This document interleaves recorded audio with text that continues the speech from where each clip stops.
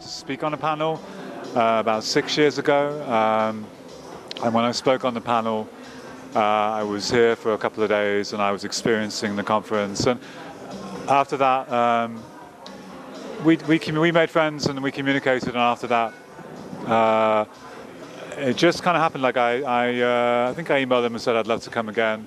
And then when I sent that email in, and they needed somebody to join the team, so we just had a discussion. And now what I do is I work for the conference all year round a little bit, and I'm a consultant. So a couple of us, we organise most of the business panels, and we pick up speakers, and we do a little bit every month. So in November we'll be doing work on next year. Oh, next year? Yeah. We start straight away at the end of each year, and usually each conference now we're having ideas now for next year. So we're talking to people, we're meeting people. So it's like an ongoing process, and then I do many other things too. So I'm a DJ, I'm a producer.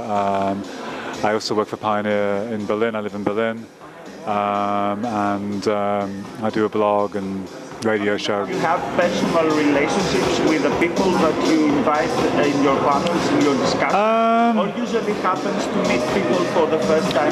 It's a bit of both. It's a bit of both, you know. So today, for example, I just did Daniel Haver from Native, Arthur Baker, Jean-Michel Jarre, and actually with these guys, I knew all of them a little bit. In that I've interviewed Jean-Michel Jarre like 10 years ago. He doesn't remember me, but I remember him. He was a really interesting interview. I know Arthur Baker from London. I used to live very close to where he lived, so Arthur's somebody I know pretty well, actually. Daniel, I know a little bit, and again, Native, I live in Berlin. I'm very close to where Native is, so I know a lot about Daniel. We have friends in common. So it kind of varies. Sometimes I meet people for the first time. I do know quite a lot of people, but I know them in a, in a work way. So I mean, I wouldn't. They're kind of in work relationships. And how do you decide the topics? We try and make them different every year. We always try and have fresh speakers. We don't have many people more than we normally have. Completely fresh lineup, and we try and have very fresh ideas. So we take a lot of pride in the panels, and we prepare a lot, and the guy I do it with, he does a lot of other conferences, and we're trying to do things we're interested in. So we're looking at technology, we're looking at the stories happening in the business, and then we're catering to the audience here. So a lot of the audience here, what we find is panels that are very popular are usually panels that are very helpful for business. So there are people running labels, they're DJs. I did a panel yesterday. The education. Yeah. I mean, for example, yesterday I did a panel on sampling and being sued, basically. And this came from, I'm making tracks, I'm working with producers, I know a lot of producers. And it struck me that a lot of young producers have no idea of the legal, just have no idea of it. So people are sampling from YouTube, they're sampling film acapellas, or and talking to people, they weren't aware how risky this is. So we had this idea for the panel, and then we got some specialist lawyers who are experts in this, and it was a very interesting panel. I learned a lot myself. So that's one example. I research every panel a lot. It depends a little bit on time. It depends on some panels are easier than others. Some panels maybe I know a lot more about. Tomorrow I'm doing a panel on neighbouring rights, which is a publishing panel. I have to say I knew nothing about this subject 3 weeks ago. So this panel, I'm having to do a lot of research on it. It's a very interesting topic. I'm still having to do a lot of work. Tomorrow, I haven't finished preparations yet. I'm having meetings with a couple of guys who are speaking on the panel. And so my schedule for tomorrow will be meetings plus final preparations. So when the actual panel happens, I try and be an expert for that hour. And then the moment I finish the panel, I'm on to the next one. I want the panels to be interesting, entertaining, not boring. I want the people that I interview to enjoy it. I think a lot of I used to do a lot of television interviews in the past, and when you're doing television, a lot of people are very nervous on camera, particularly on TV. So when you're doing TV interviews, the first thing you need to do is calm people down.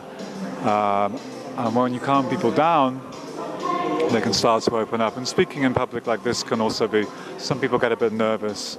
So I think the way to do that is to engage people and get them talking about things that actually they're enthusiastic about, that they want to talk about. And when people start to do that, everybody has interesting stories, you know, like everybody. And as a journalist, your job actually is to find that interesting story. Yeah. So, where do you think music journalism is heading then? Let's talk a little bit about this issue. Where do I think music journalism is going? It's a very, very hard profession to make a living in, and it's getting harder all the time. And I don't make a living as a music journalist anymore in reality. I do other things. I'm happily doing other things. Everything's related, you know. So ADE, the job I'm doing here, it has a lot of elements of journalism in it. So this is a different kind of journalism job.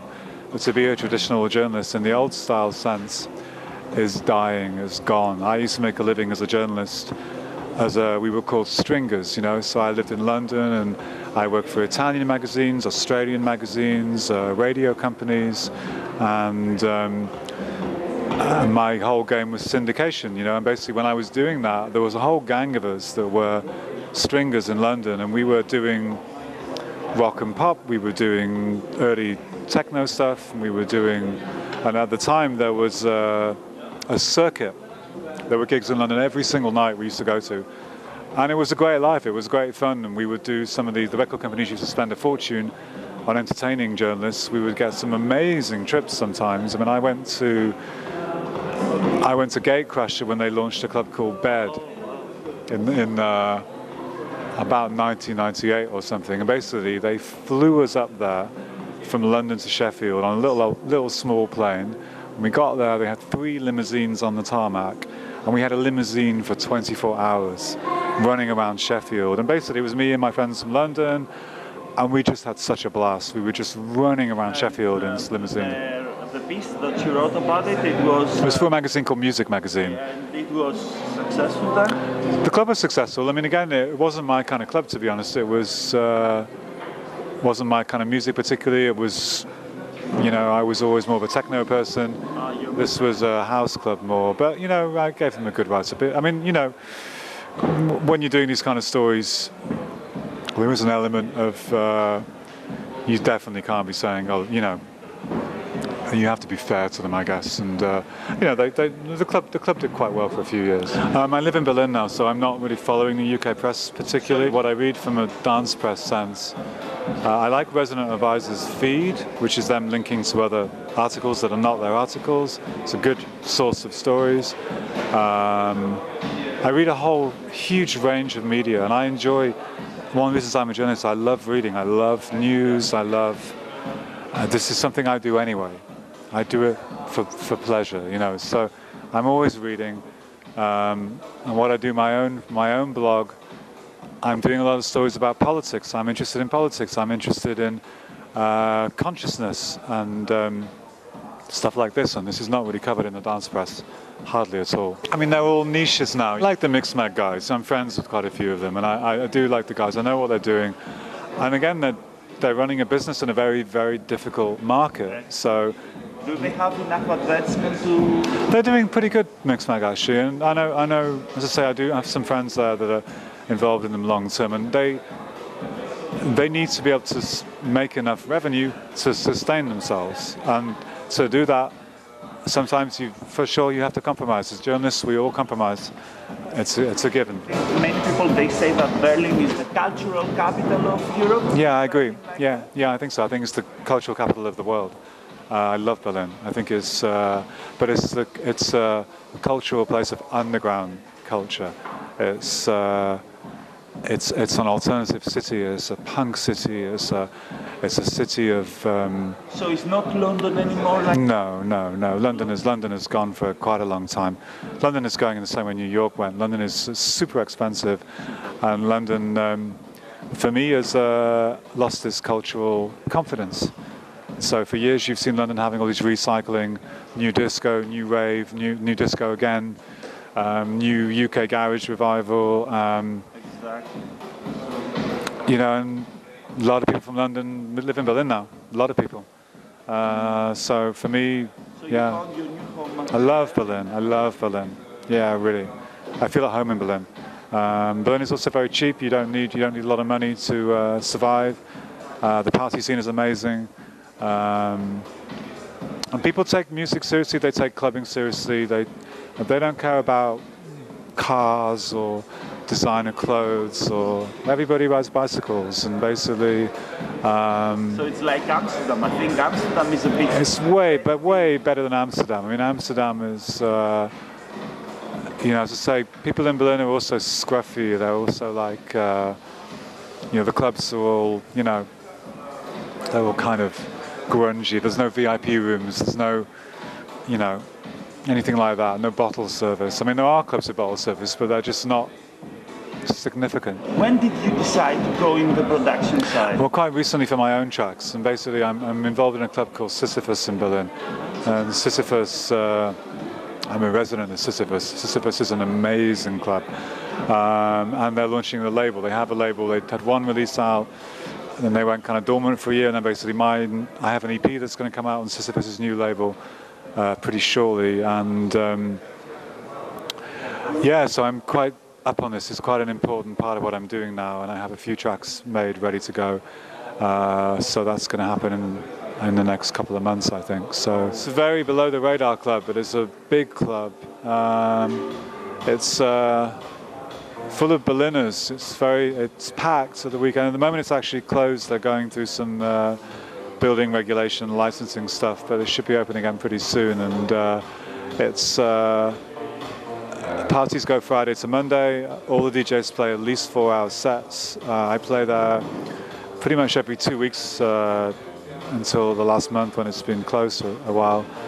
And basically, it's a super friendly club, very alternative. When you send your tracks to fellow journalists and they write a review about it, and do you read those reviews? Are you interested of the opinion of the reviewers? It's interesting with criticism and negativity, because I actually the one experience I've had of super trolls is on YouTube, and I have a DJ set on DJ Sounds. I did it in January, and it was the first time I really had really vicious criticism. Quite interesting experience. And basically, I talked to the website about it, and they said it's okay. It happens every time. Well, it happened to me a lot. If you check this out, if you scroll back to the beginning of the comments, you'll see super vicious comments about me.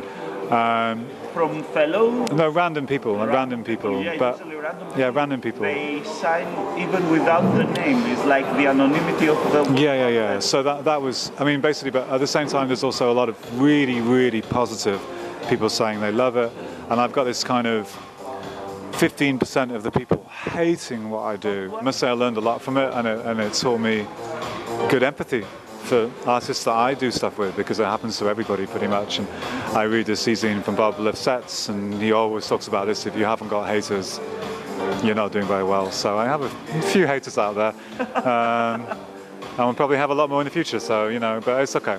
Okay. I have a thick skin.